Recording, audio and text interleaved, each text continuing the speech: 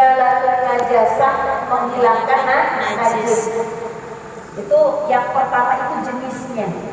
Jenis toharoh itu ada wudu, ada mandi, ada tayamum, ada izalatul najasah, menghilang kotoran. Yang kemarin kita bahas tentang istijmar, bersuci menggunakan tisu, menggunakan batu, menggunakan daun. Kemarin kita sudah bahas ya. Nah, itu bagian yang pertama. Bagian yang kedua adalah wasilah. Wasilah untuk bersuci itu apa? Ada air, gitu kan? Ada debu, ya, kemudian dan lain sebagainya. Kemudian kita nanti ketemu macam-macamnya air dan lain sebagainya, gitu kan? Kemudian wasail yang ketiga, berbicara tentang toharoh itu selain jenisnya, kemudian alat yang digunakannya. Yang ketiga adalah wasail. Apa itu wasail? Tempatnya, gampangnya gitu deh. Tempatnya, toronnya, embernya, bejananya. Nanti itu ada dibahas. Toron itu jangan yang terbuat dari seng. Tahu seng? Ada kan toron yang seng ya? Ada. Kalau mau yang kayak gitu kelihatan yang di belakang. Ya, waktu mengajarkan kepada kita nanti lah. Kita akan bahas ini lama, santai aja. Jadi berbicara tentang wudu berarti kita berbicara tentang jenis toharoh yang pertama, ya. Berbicara tentang jenis toharoh yang pertama. Al-awwal an-niyat. Rukun wudu yang pertama adalah niat. Niat itu qasdu syai'in muqtarinan li fi'lih.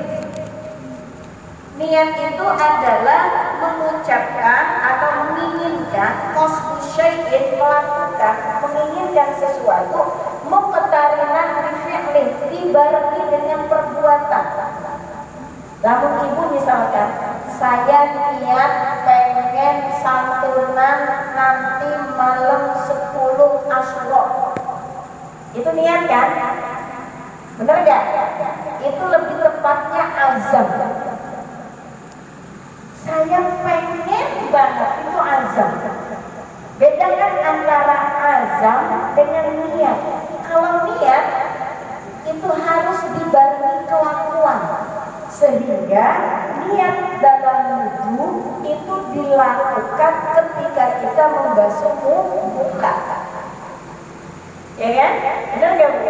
Jadi bukan pas kita cuci tangan, bukan pas kita lagi cuci tangan nawaitul wudu'a li rabbil hadatsil asghar, bukan. Niat itu harus muqtarinan li fi'lih, berbarengan dengan melakukan gerakan wudu. Loh, kan cuci tangan gerakan wudu. Ingat, bukan rukun. Sehingga yang diambil adalah rukun yang pertama. Rukun yang pertama dalam Al-Quran, idza kuntum ila shalah faghsilu wujuhakum. Sehingga niat itu dibaca ketika membasuh muka. Ketika membasuh muka. Ya. Niatnya apakah perlu diucapkan? Sudah at-talaffuzu biha sunnah. Mengucapkan niat hukumnya sunnah. Mahallun niat fil qalb. Tempatnya niat ada di dalam hati. Kalau misalkan ibu bisa sambil basuh muka sambil mengucap niat, bagus. Ya kan? Sehingga saya contohkan lagi, ibu mau sholat zuhur, niat itu sebenarnya posisinya ketika takbiratul ihram, qasdu ta'rud ta'yin. Cuma kadang-kadang kebanyakan manusia, kebanyakan orang nggak bisa sambil Allah sholli fardhu zuhri, ribet kan? Ya kan? Kadang-kadang kan nggak bisa tuh, maka kita ucapkan di awal.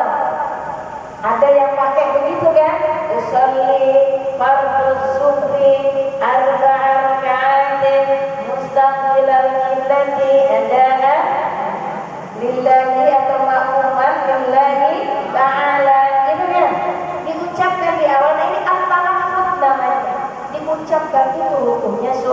sunnah. Nggak usah diucapin Ustaz, ribet. Udah aja niatnya di dalam hati boleh. Jadi nggak usah itu mah itu mah Muhammadiyah contoh ya. Nggak usah. Itu dua-duanya ada dalilnya, dua-duanya benar. Saya tuh kadang-kadang merucak kalau bentar-bentar, Ustazah mazhabnya apa sih, NU atau Muhammadiyah? Saya jawab Muhammadiyah. Ya karena kalau berbicara tentang fikih itu banyak Ibu posisinya. Ibu cocoknya yang mana? Karena at-talaq hukumnya sunnah. Demikian juga dengan wudu, Ibu ya. Jadi rukun yang pertama adalah niat. Walaupun dalam Al-Quran yang dibasuhnya saja, kalau di Quran, ya ayyuhalladzina amanu idza qumtum ilas shalah faghsilu wujuhakum. Satu kan? Wa aydiyakum ilal marafiq. Dua. Wa arjulakum ilal apa? Wamsahu bi ru'usikum. Tiga. Wa arjulakum ilal ka'bayn. Empat kalau di Quran. Karena yang dibahas disebutkan dalam Quran hanya empat. Secara fikih rukunnya 6 ditambahin niat sama tartib. Paham ibunya? Ya. Yang kedua adalah ghuslul wajhi. Yang kedua adalah membasuh wajah. Membasuh wajah. Ibu biasanya kalau wudu batasan wajah itu dari mana sampai mana? Wajah. Ibu pegang telinganya. Ada pakunya enggak yang dekat sama lubang telinga? Ada yang mentolnya kan? Ya, itu saya sebutnya paku. Paku telinga ada? Batas wajah Ibu dari paku telinga kanan sampai paku telinga kiri. Oke. Ibu pegang kepalanya. Setiap orang batas tumbuhnya rambut itu beda-beda.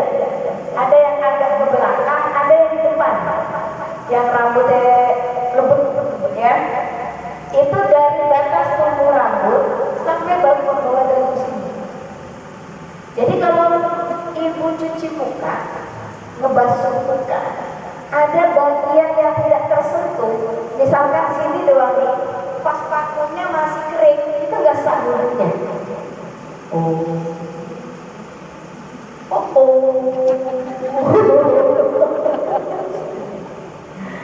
Ini yang saya bilang tadi, mungkin ada cara wudu kita yang tidak benar. Oke, kita praktek sekarang.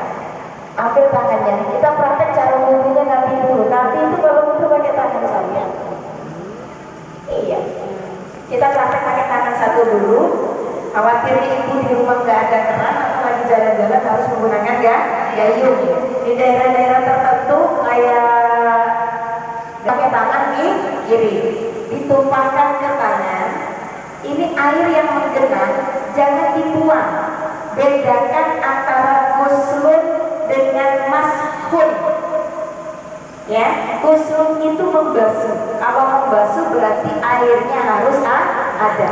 Nah, caranya ibu tempelkan dari paku telinga kanan langsung ke atas, ke sampai batas tumbuhnya rambut ya, ketemu paku telinga kiri, terus sambungin ke tengah, jangan putus. Ini juga nanti buat praktek kalau ibu wudu pakai air gelas tuh. Cuma saya nggak pengen ngeliat ibunya cakep-cakep. Tadi mau saya praktek ibu tumpahin airnya. Ya, pre-memori airnya ya. Dari paku telinga kanan naik ke batas tubuh rambut sampai paku telinga kiri, jangan putus. Tarik ke tengah. Udah sampai ke tengah, tarik ke bawah dagu. Buang. Coba dulu ya.